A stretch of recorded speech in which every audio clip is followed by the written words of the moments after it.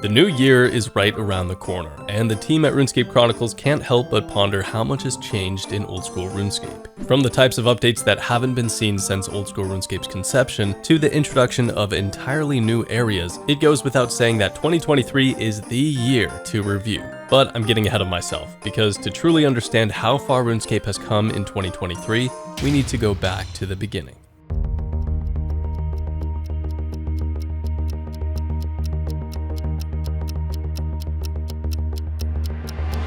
2023 kicked off with the release of a new master level quest, Secrets of the North, giving players the opportunity to continue the Majorat storyline, fight the new mid-level boss, the Phantom Muspa, and use the new ranged weapon, the Venator Bow. Then, in the middle of January, Jagex made history after releasing the results for the new skill community consultation, announcing that for the first time since the game's launch back in 2013, RuneScape would be getting a new skill. The momentum then continued through to the end of January, when the RuneScape Chronicles team partnered with Jagex to bring you all the information on the Wilderness boss rework. This update completely reworked Callisto, Venenatis, and Vedion by placing them in new multi-way combat dungeons and adding powerful new wilderness weapons to their drop tables, including the Ursine Chain Mace, the Webweaver Bow, the Accursed Scepter, and of course, the legendary Voidwaker, or also known as the Karasi. In February, Jagex announced the return of Bounty Hunter. The goal of the minigame was to invite players to engage in an exciting and fast-paced PvP style of gameplay. After many years, PvP finally got a couple wins with the Wilderness boss rework and Bounty Hunter coming out in the beginning of this year. Bounty Hunter still remains active today, with many favorite creators, including Skill Specs, still participating. Yo, Ian, bro. I mean, yo, bro. Ian, bro. Ian, bro. Ian. On February 22nd, Jagex celebrated the 10th anniversary of old school RuneScape. To mark this milestone, players participated in a unique, limited-time birthday event. Their mission was to assist Patty Sear and the Lumbridge Cook in baking the ultimate celebration cake. Those who completed the task received 10 new cosmetic items, each symbolizing 1 year of RuneScape's legacy.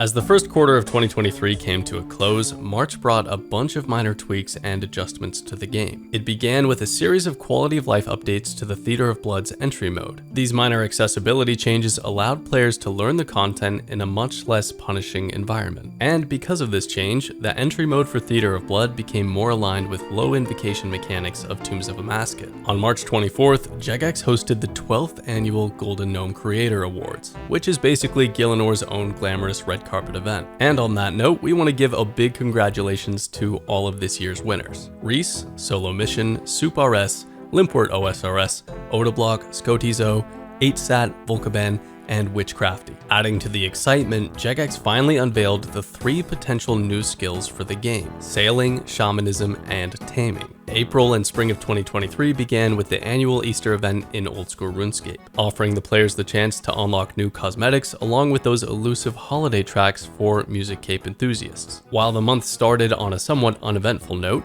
Jagex quickly spiced things up by revealing the results of the new skill poll. With a staggering 178,000 votes cast in what might be old school RuneScape's most anticipated poll ever, Jagex announced on April 11th that Sailing was the winner, which meant that the old school RuneScape team would choose this skill to continue refining. The news post indicated that Sailing and Shamanism were neck and neck in the polls, leading Jagex to decide that they may want to save Shamanism for future development. In May, you guys said our RuneScape desk mats looked great, but were a bit too small. So we got to working, and the RuneScape Chronicles team delivered a line of much bigger desk mats, most of which have sold out by now, and the site is actually going to get completely transformed tomorrow, and all the large desk mats, posters, and god hoodies will be taken off the site by the end of today. So make sure you claimed one of these items because they are going away forever. But if you're not interested in our current stock, we're working on new merch featuring old school RuneScape bosses. Stay tuned for these while we continue to work on them until February of 2024.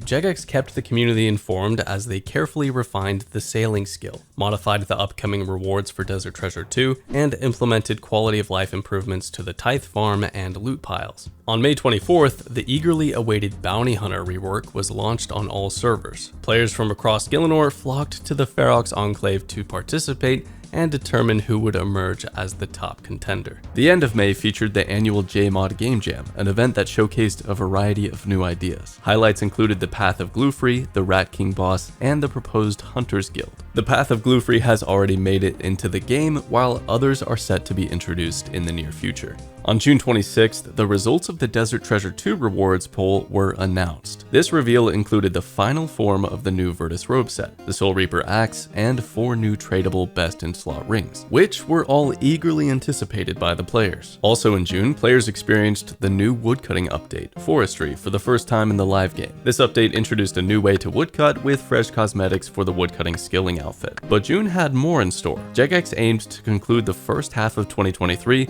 with a grand event. They announced Deadman Mode Apocalypse, the first Deadman event in a considerable time, set to begin before the end of 2023. And of course, the announcement was met with a huge amount of excitement from the PvP community, eagerly anticipating the event. July was dominated by one major event in the community, the release of Desert Treasure 2. This long-awaited sequel to the Majorette questline had players on the edge of their seats in anticipation of the exceptional storytelling Jagex is now known for. Jagex began by teasing new bosses, their awakened counterparts, and the illustrious Blood Torva armor. Then, on July 27th, the quest was officially launched in the live game, drawing thousands of players to the desert in a bid to be among the first to complete the quest and start farming the new highly coveted rewards. Following the release of the quest, the immensely challenging awakened versions of the bosses were also made available. The game's most skilled players quickly engaged in a competitive race to earn the title of First Blood Torva completion. The community was captivated, watching intently as Sync achieved a remarkable feat by completing the awakened Leviathan, earning the first ever Blood Torva completion. That was a huge achievement at the time, and now many months later, here in December, a hardcore Iron Man by the name of Shays has also gotten Blood Torva. If you've tried to fight the awakened Leviathan, you know that is an incredible achievement. In August, Jagex hosted the annual Summer Summit, an event dedicated to discussing future plans for the game. Key topics included an in-depth look at Deadman Apocalypse and sailing, alongside updates on forestry changes, Chambers of Xeric, quality of life improvements, and the Path of Glufree questline. Adding to the excitement, Jagex announced a new Leagues event scheduled for the end of the year, and an entirely new continent set to be released in early 2024, named Varlamore. This new edition promised to introduce a range of new activities, mid and high-level PvM opportunities, and a new Hunters Guild. The month concluded with the much-anticipated launch of Deadman Apocalypse. Thousands of players swiftly filled the Deadman mode worlds, creating an intense atmosphere. And here at Runescape Chronicles, the intense PvP battles and the emotional roller coaster of victories and defeats were a captivating spectacle to say the least. September was a quieter month compared to the rest of 2023, but this was due to the JMods dedicating their efforts to refining and enhancing the amount of content released earlier in the year. Despite the focus on improvements, there were still some exciting developments. For example, more information was provided about the proposed Hunters Guild, detailing what it would offer players. Additionally, the new quest, Path of Glufree, was made available for all players to embark on. With that said, even though September didn't feature a large influx of new content, it was still a highly entertaining month. The conclusion of the Deadman Apocalypse was a particular highlight, with the community cornering together to watch the epic and intense final battle of the nearly month-long conflict. Congratulations are in order for all the winners, especially Solo Mission, who stood out on YouTube with his remarkable performance. Moving right along to November, it started off with an announcement about potential Chambers of Xeric changes, specifically enhancing players' experience by simplifying the scaling and scouting of the raid. Additionally, Jagex hinted at potential rebalancing for the rooms within the raid. The month also saw the release of Forestry Part 2, which included the chance for players to try out the new stylish two-handed axes. Toward the end of November, players were treated to a sneak peek at the Fortis Coliseum in Varlamore, offering a glimpse of what the new area would entail. Jagex also provided an early look at the proposed rewards for Perilous Moon Dungeon, further heightening the anticipation for the upcoming content. And as if all that wasn't enough, players were thrilled with the launch of Leagues 4, Trailblazer Reloaded. This iteration is a revamped version from the original Trailblazer, and Jagex didn't hold back in taking things to the next level. The League features an array of powerful new and improved relics, including some returning fan favorites. Last Recall, for instance, was reintroduced as a passive benefit. Additionally, the inclusion of Great Kurend and the Kebos Lowlands allowed players to explore new strategies and theories for their account progression like never before. Now, we want to take a moment to say that here at RuneScape Chronicles, Leagues in Deadman mode are always among the most exciting events. We take great joy in curating the most entertaining, exciting, and funny moments each day for our audience to enjoy, and these events, with their abundance of remarkable moments and engaging storylines,